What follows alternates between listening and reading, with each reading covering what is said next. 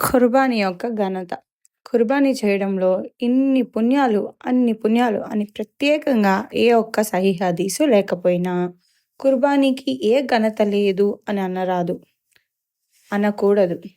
అల్లాహ్ దీని ఘనతలో సూరా హజ్ 22లోని ఆయత్ 36లో లకుమ్ ఫీహ్ ఖైర్ అన్నారు. అంటే ఖుర్బానీలో మీకు అనేక పుణ్యాలున్నాయి, మేలు ఉన్నాయి. ఇంకా సహీహ్ హదీస్‌లో ఉంది.